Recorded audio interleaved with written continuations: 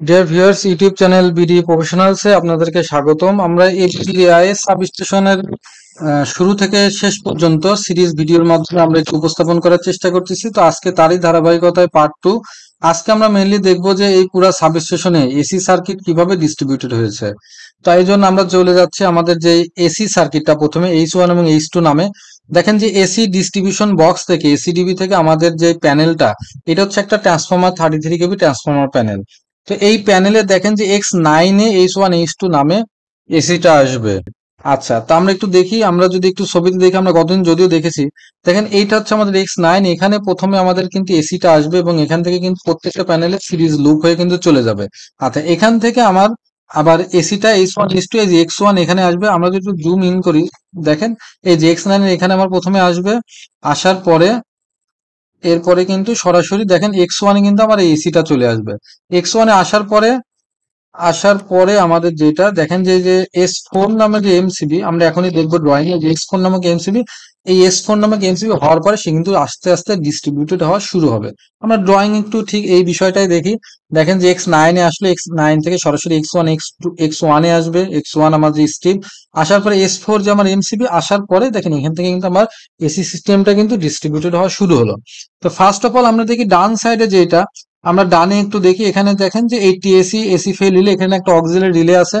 অর্থাৎ S4 এর এই প্রান্তে আমার যদি এসি না পায়, দ্যাট মিনস আমার কিন্তু তখন সিস্টেমের এসিটা ফেল হিসেবে ধরে নেবে। সেই জিনিসটা মনিটরিং করবে কিন্তু আমার এই এইটি এসি এই অক্সিলারি কন্ট্যাক্টটা। মনিটরিং করার পরে কি করবে, দেখেন এখানে কিছু কন্ট্যাক্ট আছে এনওএনসি।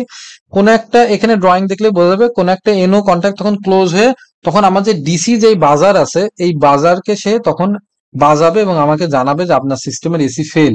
সিস্টেমের এসি ফেল, এটা ডিসি সিস্টেম দিয়ে বাজায় দেখাবে। সিস্টেমের যদি কোনো ডিসি ফেল হয়, সেটা এসি বাজার দিয়ে আমাকে বাজায় আমাকে সতর্ক করবে। আচ্ছা, এরপরে দেখেন যে এরপরে MC4 নামক যেটা AN3 AN4, এখানে আমার এসিটা চলে যাবে। আমরা একটু দেখি এন থ্রি এই যে 55 পেজের 5E, আমরা এখানে ক্লিক করলে চলে যাবো সেই পেজে। 5E, এটা হচ্ছে আমার 5 এবং এটা হচ্ছে আমার ই। এই যে AN3 AN4, এটা হচ্ছে আমার 24 উইন্ডোর অ্যানান্সিয়েটর। এর যে এসি এবং ডিসি দুটো ইনপুট লাগবে, এটা হচ্ছে তার এসি ইনপুটটা AN3 AN4। এই যে একটু পরে আমরা ডিসি ইনপুটটাও দেখবো, এটা নিয়ে আলোচনা করব।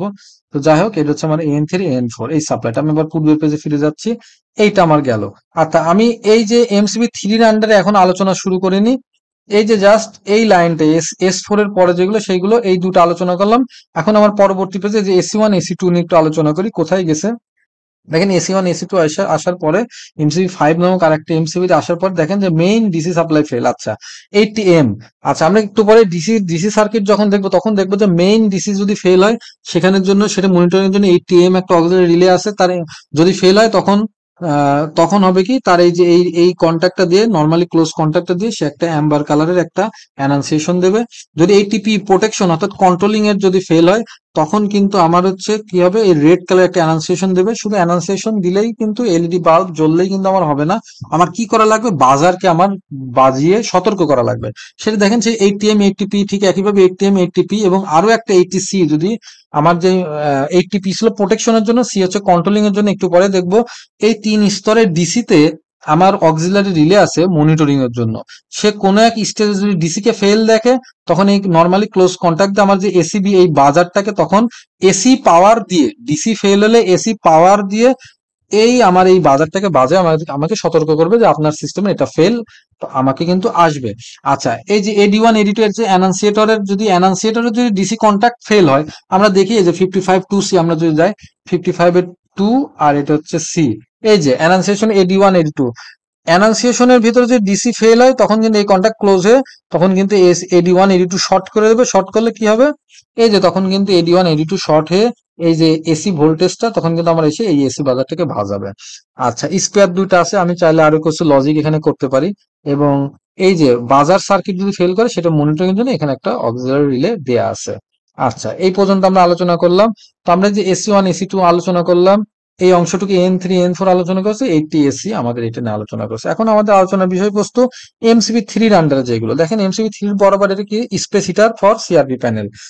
স্পেস হিটারের জন্য দেখেন যে S1, এটা হচ্ছে হিটারের সুইচ। আমরা এখনই দেখবো হিটারের সুইচটা নর্মালি ক্লোজ আমার যদি দেয়া আছে এই অবস্থায়। তো এরপর একটা থার্মিস্টর অর্থাৎ টেম্পারেচার যদি একটা নির্দিষ্ট লেভেল উঠেছে তারপর এটা ওপেন করে আমার হিটারকে বন্ধ করবে। তো S1 হচ্ছে আমরা হিটার সুইচটা একটু যদি দেখি 72 পেজে 6 এ আমরা এখান থেকে চলে যাচ্ছি 6 এ, এই যে 6 এ এটা হচ্ছে আমার হিটার সুইচ, দেখেন S1 হিটার সুইচ। তো এই যে হিটার সুইচ আমাদের যেটা অন হচ্ছে আমাদের হচ্ছে বাই ডিফল্ট, এই যে ওয়ানটা অনের দিকে বাই ডিফল্ট, সেই জন্যই কিন্তু সে নর্মালি ক্লোজ। আমরা দেখি, দেখেন এই যে এস ওয়ানটা ক্লোজ, যখন S1 ক্লোজ থাকবে তখন কিন্তু আমার দেখেন এই এই হিটারটা চালু থাকবে, সাথে সাথে তখন কিন্তু আমার এই দিক দিয়ে এসে থার্মিস্টর হয়ে আমার কিন্তু এই লাইটটা জ্বলবে, অর্থাৎ হিটার অন হলে আমার রেড লাইটটা জ্বলবে হিটারের জন্য। আচ্ছা, এখন দেখেন যদি অফ করে দিই তখন এটা এখানে সুইচ হয়ে যাবে 3 এবং 2 তে, তখন কিন্তু গ্রিনটা জ্বলবে। আরেকটা লজিক এখানে আছে, মনে করেন যে অন পজিশন 3 এবং 1 আমার রেড জ্বলতেছে, কিন্তু যে মুহূর্তে আমার সেট টেম্পারেচারকে ক্রস করে যাবে তখন থার্মিস্টরটা ওপেন হয়ে যাবে, তখন কিন্তু এই রেডও জ্বলবে না। তো সুইচ দেওয়ার কারণে গ্রিনও জ্বলবে না, এবং একটা নির্দিষ্ট টেম্পারেচার ক্রস করার কারণে তখন কিন্তু রেডও জ্বলবে না। দ্যাট মিনস সুইচ দেয়া এবং আমার তখন হচ্ছে হিটার বন্ধ, কারণ হিটারে একটা নির্দিষ্ট টেম্পারেচার উঠে গেছে, থার্মিস্টর একে বন্ধ করে দিচ্ছে। এই লজিকটা এখানে আছে। আচ্ছা, পরবর্তীতে দেখেন আর কি আছে। এই যে plug and socket, 3 pin plug and socket থাকে প্রত্যেকটা প্যানেলে, 11 কেবি 33 কেবি সব প্যানেলে, সেটা এখানে ডোর ইলুমিনেশন সুইচ, ডোর ইলুমিনেশন ল্যাম্প H4। আচ্ছা, এই প্যানেলে এসি এবং ডিসি দুইটা ল্যাম্প দেওয়া আছে, অর্থাৎ যে কোনো একটার অনুপস্থিতিতে যেন অ্যাটলিস্ট আরেকটা ল্যাম্প জ্বলে সেই ব্যবস্থাটা করা আছে। আমি একটু পরে ডিসিটা দেখবো, এটা হচ্ছে আমাদের এসি ল্যাম্প, অর্থাৎ ডোর খুললে আমার এই কন্ট্যাক্টটা ক্লোজ হয়ে যাবে, S2 কন্ট্যাক্টটা, এবং এই লাইটটা জ্বলে উঠবে। আচ্ছা, এরপরে দেখেন যে এইগুলো আমরা আলোচনা করলাম MCB3 আন্ডারে, এবং বাকি আমার কিন্তু এসি সার্কিট কিন্তু আমার আলোচনা করা শেষ।